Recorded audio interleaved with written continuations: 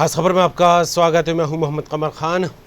और जिस तरह से बात की जाए कोरोना पॉजिटिव मरीजों को लेकर, तो देश में नया रिकॉर्ड बनता दिखाई दे रहा है। और 2 से 3 दिन हो गए, तकरीबन 1 लाख से ज़्यादा मरीज हर रोज़ यहां पर मिलते दिखाई दे रहे हैं। ऐसे में छत्तीसगढ़ उत्तर प्रदेश को लेकर बात की जाए तो यहां पर भी सरकार की चिंताएं बढ़ती नजर आने लगी है। छत्तीसगढ़ में वैक्सीन को लेकर, व्यवस्थाओं को लेकर विपक्ष लगातार सवालिया निशान लगाता दिखाई दे रहा है। और ऐसे में बघेल सरकार उन सवालों के जवाब भी देती नजर आ रही है। और ऐसे में कहीं ना कहीं सियासी घमासान भी देखने को मिल रहा है। उधर उत्तर प्रदेश को लेकर बात करें तो यहाँ पर बढ़ते कोरोना मरीजों को लेकर अब खुद प्रदेश के मुखिया यानी कि उत्तर प्रदेश के मुख्यमंत्री योगी आदित्यनाथ मैदान में उतरते नजर आए। खुद जो है परिस्थितियों का, व्यवस्थाओं का जायजा ले रहे हैं, समीक्षाएं ले रहे हैं, लगातार बैठकें कर रहे हैं और गंभीरता से कदम उठाते हुए फैसला लेते दिखाई दे रहा है। और कई जगहों पर नाइट कर्फ्यू को लेकर बात सामने निकल कर आ रही है। तो अभी एक बड़ा फैसला निकल कर सामने आया है। क्या कुछ है ये बड़ा फैसला और क्या कुछ माहौल बन रहा है छत्तीसगढ़ में, इसी पर करेंगे बात खास खबर में।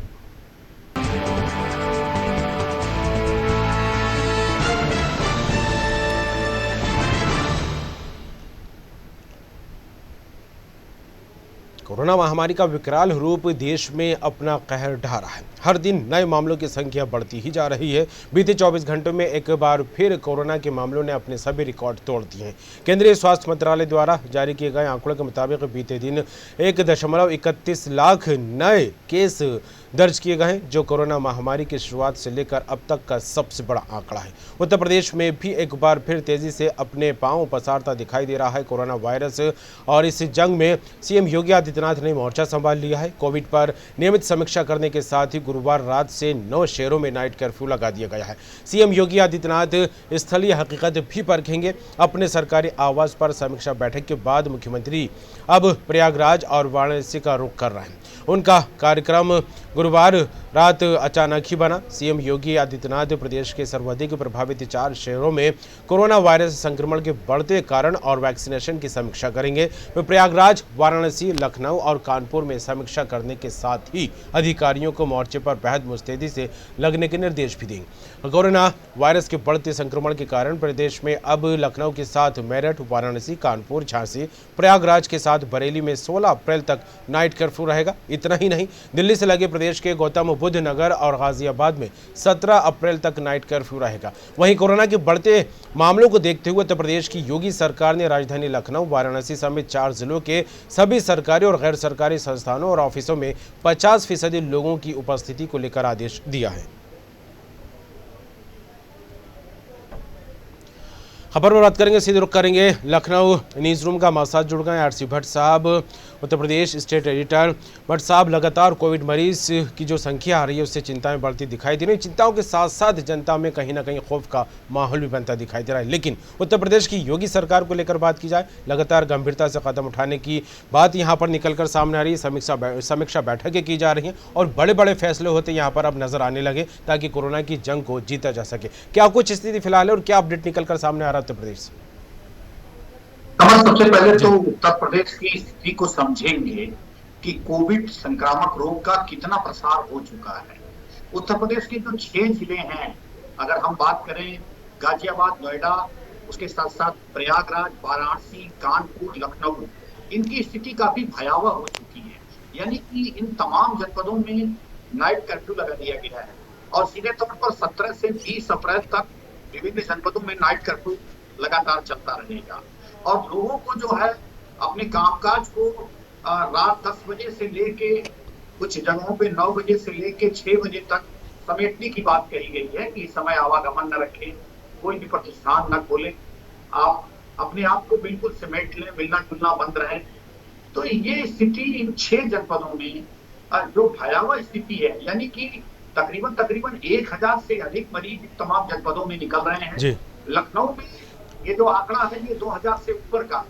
और आज की अगर हम बात करें तो इन तमाम जनपदों में जहां से तेजी से हजारों की संख्या में कोविड पेशेंट निकल रहे हैं, वहां पर बेड की सुविधा अब कमजोर पड़ने लगी है। स्वास्थ्य सेवाएं कहीं न कहीं दम तोड़ती नजर आ रही है और लगातार जिस तरह से मरीज भर्ती नहीं हो पा रहे हैं, ये सूचनाएं लगातार मुख्यमंत्री को मिल रही है। मुख्यमंत्री आज 2 जनपदों के दौरे पर वो निकले हैं और उसके साथ साथ 4 जनपदों की 2 टीमें बनाई हैं।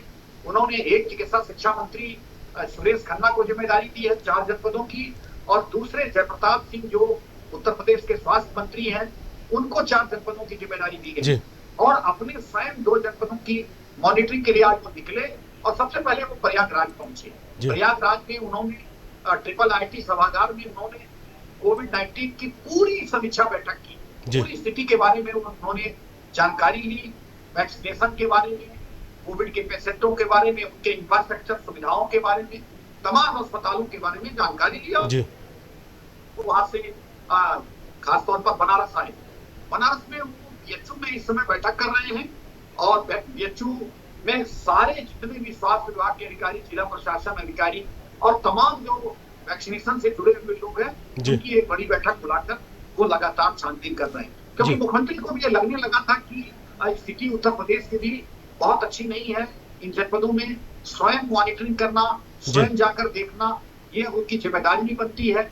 क्योंकि उत्तर प्रदेश में 2022 में चुनाव होने हैं, 8 माह चुनाव में रह गए हैं, तो निश्चित रूप से विरोधी इसका फायदा न उठाएं, ये भी एक बड़ी समस्या है। और सबसे बड़ी बात यह है कि राजनीति अलग हो रही है, लेकिन सबसे पहले तो हम मरीजों की बात करें कि मरीजों को उचित चिकित्सीय सुविधाएं मिले, इसके लिए सरकार को और कदम उठाने की आवश्यकता है। और जिस तरह से ये तमाम फैसले आज योगी आदित्यनाथ द्वारा लिए गए, सबसे पहले उन फैसलों के बारे में मैं आपको बता दूं कि जो 2 दिन से लगातार हम लोग चर्चा कर रहे थे कमर कि यहाँ पे बेड की सुविधा नहीं है और बेड बढ़ाने की बात सरकार अभी नहीं कर रही, लेकिन आज सरकार द्वारा ये फैसला लिया गया है कि बलरामपुर अस्पताल जो लखनऊ का एक माना जाना 100 साल पुराना अस्पताल है, उसमें 300 बेड कोविड हॉस्पिटल का रिजर्व किया जाएगा, यानी कि उसमें 300 बेड के मरीज भर्ती किए जा सकेंगे। और उसके साथ साथ यहाँ का जो सबसे बड़ा प्राइवेट मेडिकल कॉलेज है, हेरा मेडिकल कॉलेज, जो अति उन्नत सुविधाओं से लैस है, उसमें उसको पूरी तरह से कोविड हॉस्पिटल बना दिया है।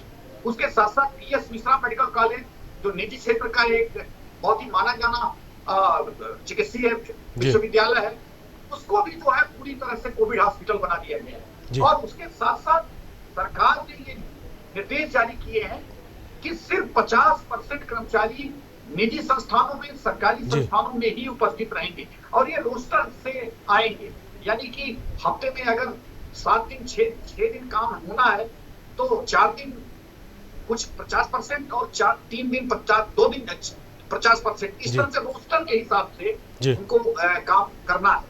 तो इस तरह से सरकार ने जो फैसला लिया है वो निश्चित रूप से कहीं न कहीं कहा जाए कि भीड़ को रोकने की कोशिश है, बेड को बढ़ाने की कोशिश है, उसके साथ साथ जो इंफ्रास्ट्रक्चर है वो देने की कोशिश है।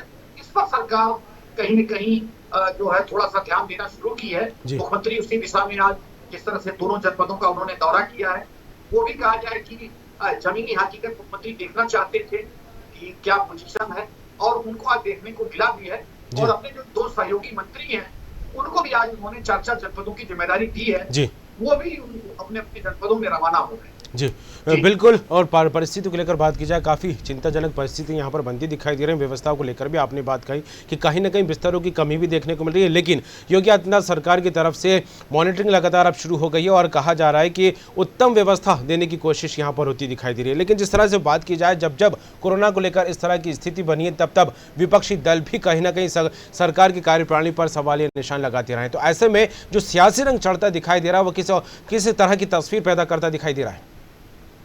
खबर देखिए, अब इस समय लोगों को ज्यादा से ज्यादा चिकित्सीय सुविधा पहुंचाया जाए, राजनीति करने का समय नहीं है। जो लोग राजनीति कर रहे हैं उनको ये सोचना चाहिए कि ना राजनीति किसी की जिंदगियां, किसी को बीमारी से निजात दिलाना, किसी की जिंदगियां बचाना, बिल्कुल उस पर राजनीति की चाहिए। चाहे प्रियंका गांधी की बात करें, चाहे अखिलेश यादव की बात करें, या फिर आप पार्टी की बात करें, संजय सिंह की बात करें, तमाम लोग राजनीति कर रहे हैं। उत्तर प्रदेश सरकार को इन तमाम इंफ्रास्ट्रक्चर जो स्वास्थ्य सेवाओं में नहीं है उस पर वो घेरने की कोशिश कर रहे हैं। उसमें बहुत सारी चीजें निकल कर भी आ रही हैं सामने, लेकिन कहीं ना कहीं अब वो समय नहीं है।